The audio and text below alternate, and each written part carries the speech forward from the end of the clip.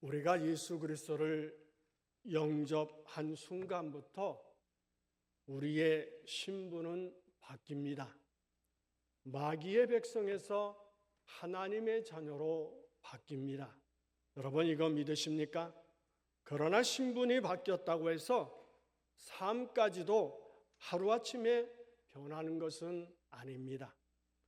오늘 우리가 읽은 본문 앞부분에 보면 바로 이렇게 새 사람을 입은 성도의 생활 표준에 대한 일반적인 원칙을 이야기하고 있습니다. 이것을 살펴보면 에베소서 4장 17절부터 24절의 말씀입니다. 이 말씀을 제가 한 절, 여러분 한 절 교독하겠습니다. 그러므로 내가 이것을 말하며 주 안에서 증언하노니 이제부터 너희는 이방인이 그 마음에 허망한 것으로 행함같이 행하지 말라.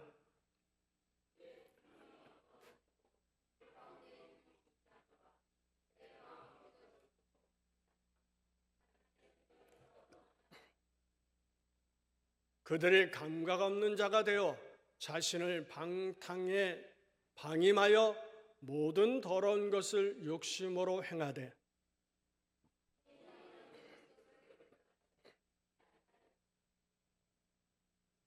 진리가 예수 안에 있는 것 같이 너희가 참으로 그에게서 듣고 또한 그 안에서 가르침을 받았을진데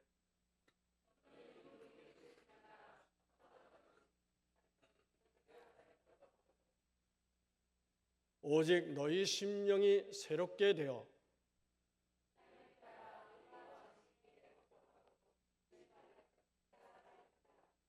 이렇게 새 사람을 입은 사람들의 생활 기초를 이야기합니다. 그리고 오늘 본문에서는 새 사람을 입은 성도의 일상적 생활, 다시 말해서 여러 가지 덕스러운 생활을 권면하고 있습니다. 그렇다면 이 본문을 자세히 살펴볼까요? 먼저 하지 말라라고 하는 금지 사항을 말하고 있습니다. 그 다음에 긍정적인 대안으로 무엇을 하라라고 제시하는 것을 알 수가 있습니다. 기독교인은 무엇을 안 하기만 하면 되는 것이 아닙니다. 우상을 섬기지 않고 또 음행을 하지 않고 도덕질 아니면 거짓말, 도박, 음주, 흡연 이런 것들을 하지 않는다고 성도의 의무를 다하는 것이 아닙니다. 오히려 적극적으로 선한 일까지 해야 의무를 다하는 것입니다. 살인만 안 하면 되는 것이 아니라 죽어가는 사람을 살려야 한다라고 하는 것입니다. 도적질만 안 하면 되는 것이 아니라 어려운 사람을 보면 도와주어야 한다라고 하는 것입니다. 그러므로 에베소서 4장 17절은 이렇게 말합니다. 사람이 선은 행할 줄 알고도 행하지 아니하면 죄니라 이렇게 말합니다. 또한 여기서는 새 사람을 입은 성도로서의 이웃 관계도 말하고 있습니다. 새 옷을 입으면 방 안에 가만히 있어야 때가 묻지 않겠지만 사실 그럴 수는 없습니다. 사람은 아무도 없는 중에서 선하다라고 하는 것을 인정받을 수는 없습니다. 세상 사람들 속에서 그 선이라고 하는 것이 증명되어야 하기 때문에 그렇습니다. 하나님은 죄를 짓지 않았다 해도 죄를 지을 기회가 없도록 보호받아 온 아담과 하가 죄가 무엇인지 모르고 죄의 유혹도 없어서 무죄한 자가 아니라 죄의 유혹 속에서도 사탄의 말보다 하나님의 말씀에 귀 기울이기를 원하셨습니다. 뿐만 아니라 예수님도 십자가를 지시기 전에 이렇게 기도를 하셨습니다. 요한복음 17장 15절입니다. 내가 비옵는 것은 그들을 세상에서 데려가시기를 위함이 아니요 다만 악에 빠지지 않게 보존하시기 위함이니라 라고 말씀하고 있습니다. 그렇다고 한다면 우리가 오늘 본문을 살펴봤는데 이 말씀 속에서 새 사람을 입은 사람은 어떻게 해야 할까요? 여기에 대해서 구체적으로 살펴보기 원합니다. 먼저 거짓을 버리고 이웃으로 더불어 참된 것을 말해야 한다라고 하는 것입니다. 오늘 본문 25절의 내용입니다. 우리 한번 읽어볼까요? 그런즉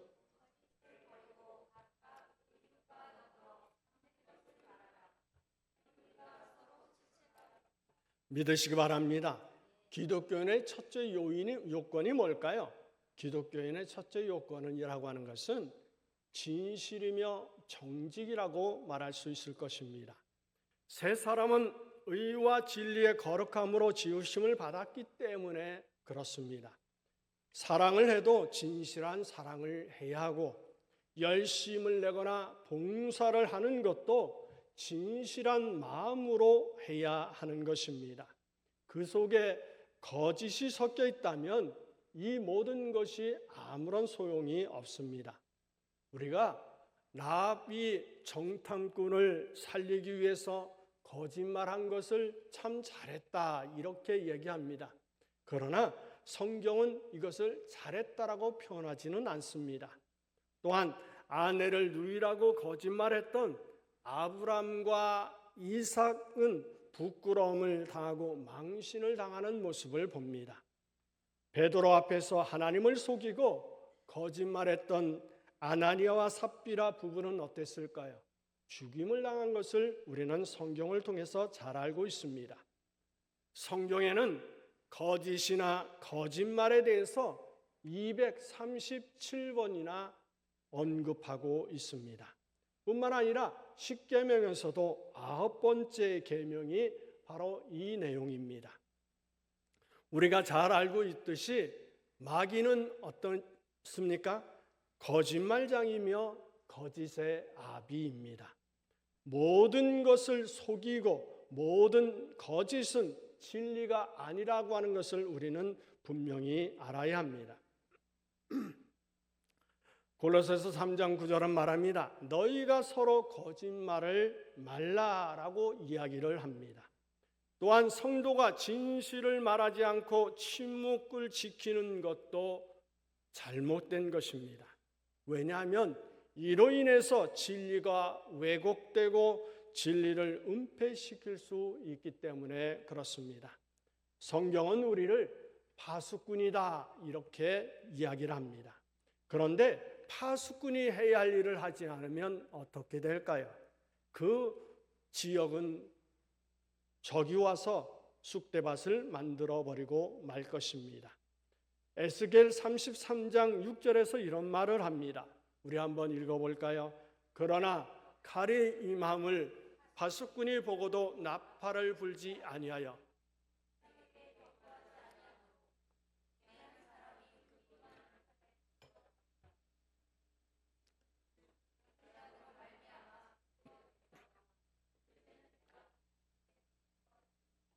물론 적의 침략이 없다고 거짓말을 하지는 않았지만 쳐들어옴을 말하지 않고 침묵함으로 멸망할 수밖에 없는 것을 이야기하고 있습니다. 우리는 진리의 파수꾼이며 이 시대의 파수꾼으로서 불의에 대해 경고하고 잘못됨을 책망할 수 있어야 한다라고 하는 것입니다. 오늘 본문에서 바울은 우리가 거짓을 버리고 참된 것을 말해야 할 이유를 분명히 설명하고 있습니다. 그 이유가 뭘까요? 우리가 서로 지체가 되었기 때문에 그렇게 해야 된다라고 설명하고 있습니다. 크리소스톰이라고 하는 사람이 이런 말을 했습니다. 눈은 발에게, 발은 눈에게 거짓을 하지 않겠지만 만일 갈대로 덮인 구멍이 있을 때 눈은 발을 시켜 그 땅을 확인해 보지 않겠느냐? 그때 발은 눈에게 거짓을 말하겠느냐? 또한 만일 눈이 뱀이나 들짐승을 보았을 때 발에게 그 사실을 거짓말하겠느냐?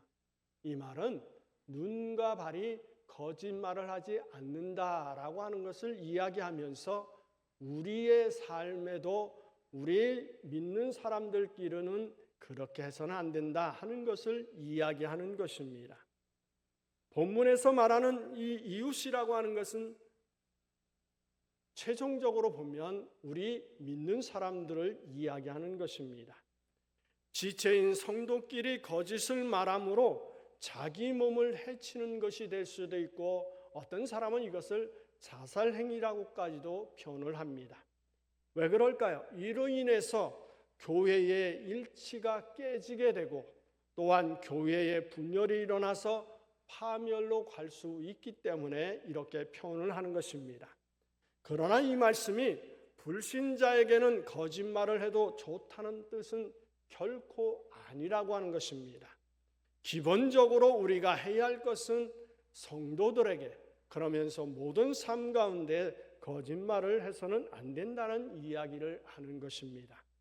두 번째는 분을 품지 말고 마귀로 틈타지 못하게 해야 합니다. 본문 26절, 27절은 이렇게 말하죠. 우리 다 같이 읽어볼까요? 분을 내어도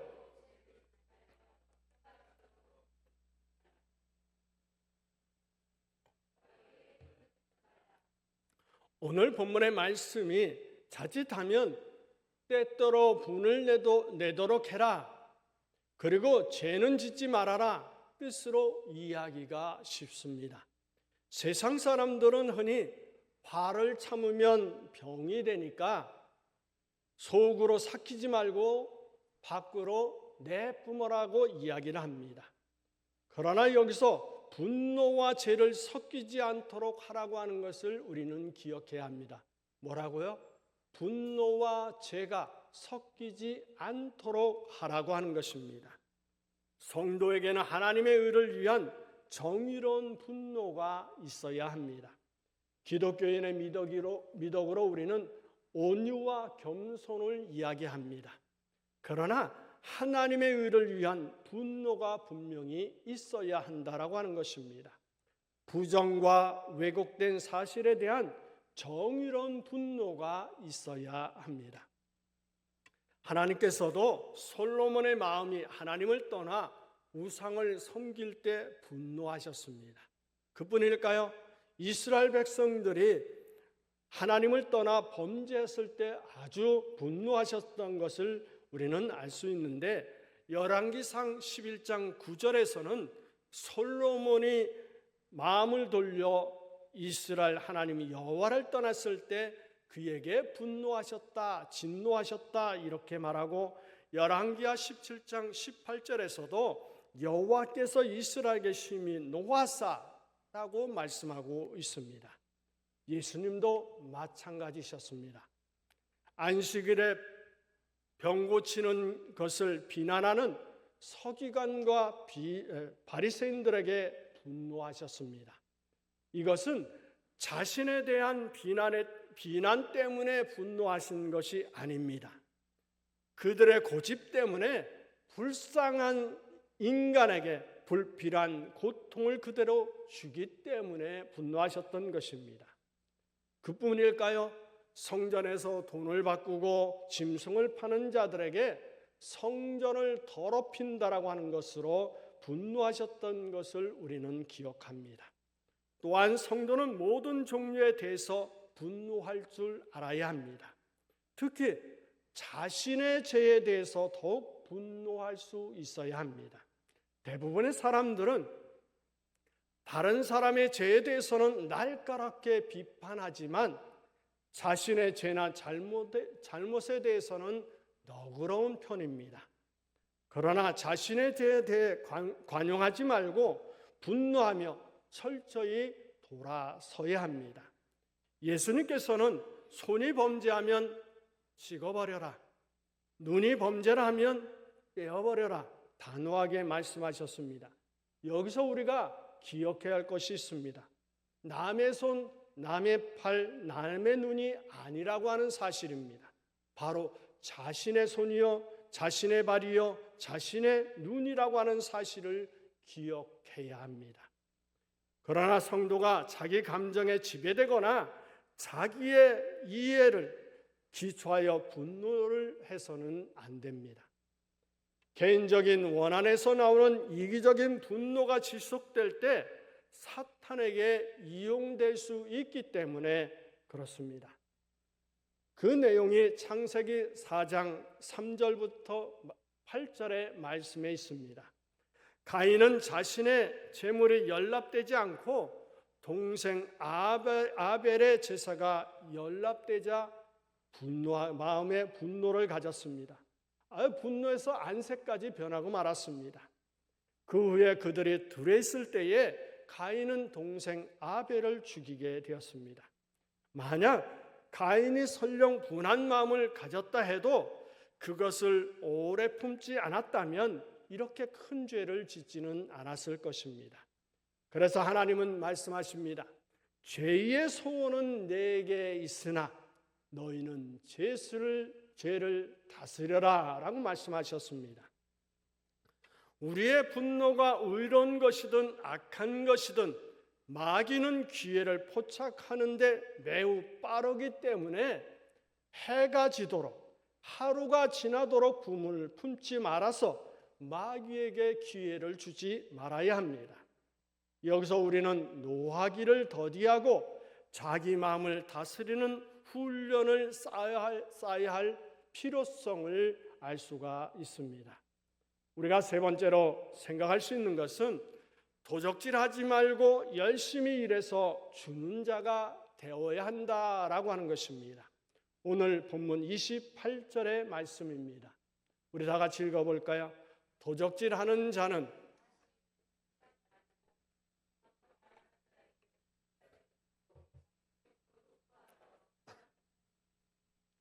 도적질하지 말라라고 하는 것은 10계명의 제8계명이기도 합니다. 5계명부터 10계명은 대인계명을 대표하는 이것이 대표하는 것이라고 볼 수가 있습니다.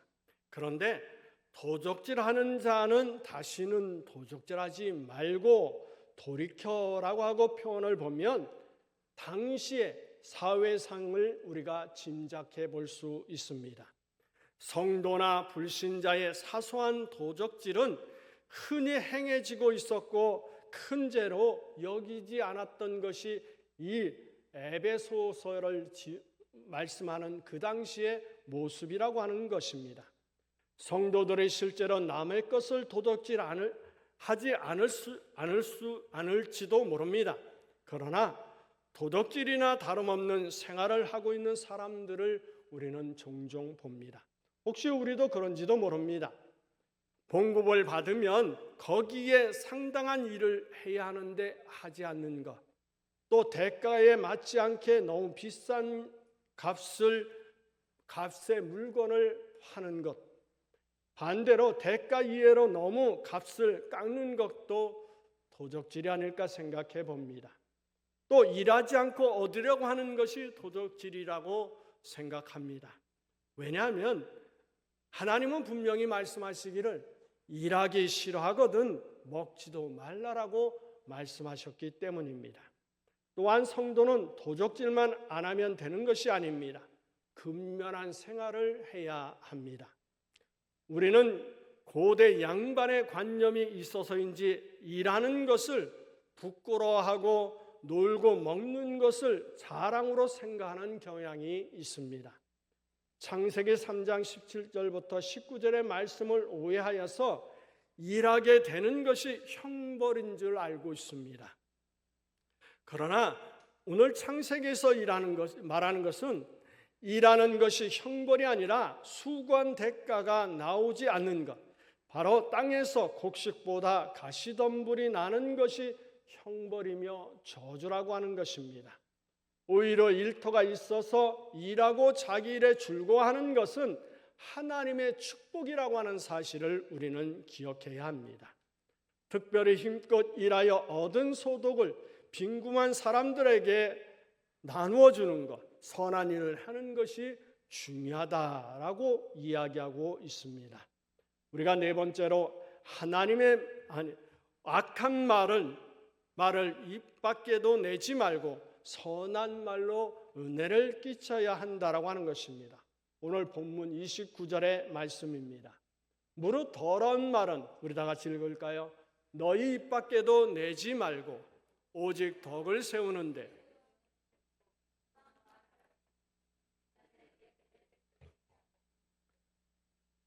교회 생활에서뿐만 아니라 대인관계에서 가장 조심해야 할 것이 뭘까요? 말조심이라고 하는 것입니다. 말은 마음과 생각의 열매입니다. 깨끗한 말은 깨끗한 마음에서만 나올 수 있습니다. 예수님은 선한 사람은 마음에 쌓은 선에서 선을 내고 악한 자는 그 쌓은 악에서 악을 낸다, 이렇게 말씀하셨습니다. 이것은 바로 마음에 가득한 것을 입으로 말한다라고 하는 것입니다. 성도들의 입 밖에도 내지 말아야 할 것이 더러운 말이라고 볼 수가 있습니다. 더러운 말이라고 하는 것이 뭘까요? 썩어서 가치 없고 쓸데없는 말을 하는 것입니다. 무례한 말, 천박하고 저속한 말, 속이거나 남에게 상처를 주는 말이라고 볼 수 있습니다. 성도는 남에게 상처를 주거나 남의 말에 마음을 상하게 하는 말은 입 밖에도 내지 않아야 한다라고 하는 것입니다. 우리가 해야 할 말은 남에게 은혜를 끼치는 선한 말입니다. 그리고 덕을 세우는 데 소용되는 말이어야 한다라고 하는 것입니다. 바로 권면과 위로와 사랑의 말을 해야 한다라고 하는 것입니다. 사도 바울은 데살로니가전서 5장 15절에서 말하고 있습니다. 형제들아, 너희는 너희를 권하노니 게으른 자들을 권계하며 마음이 약한 자들 격려하고 힘이 없는 자들을 붙들어주며 모든 사람에게 오래 참으라, 이렇게 말씀하라고 있습니다. 우리 성도들이 입술을 가지고 해야 할 가장 덕스러운 것은 뭘까요? 은혜로운 말이라고 하는 것입니다. 우리가 다섯 번째로 살펴볼 수 있는 것은 성도는 하나님의 성령을 근심케 하지 말아야 합니다. 바로 30절에 말하고 있습니다. 우리 30절 말씀 다 같이 읽을까요? 하나님의 성령을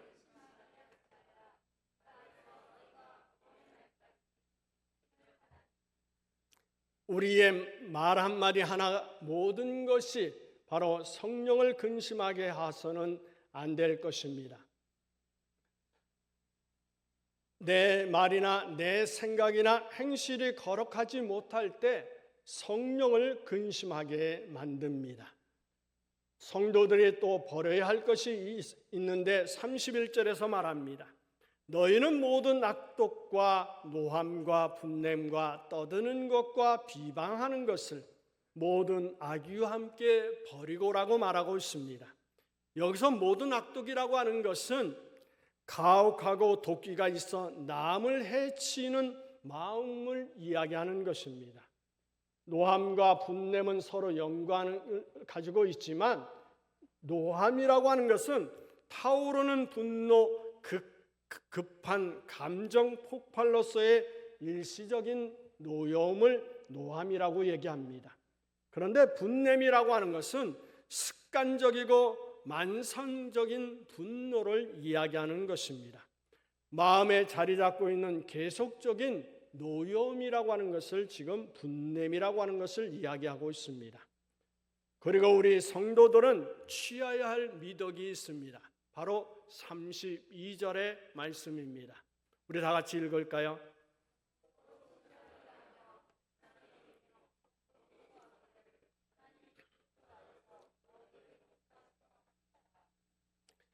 여기 인자는 하나님의 속성으로서의 친절을 이야기합니다. 불쌍히 여기는 것은 뭘까요? 부드러운 마음씨를 이야기하는 것입니다. 용서라고 하는 것은 은혜를 베푸는 것으로서 앞절에 버려야 할 것들의 반대적인 표현을 말하고 있는 것입니다. 우리 성도들은 거룩한 옷을 입은 새 사람들입니다.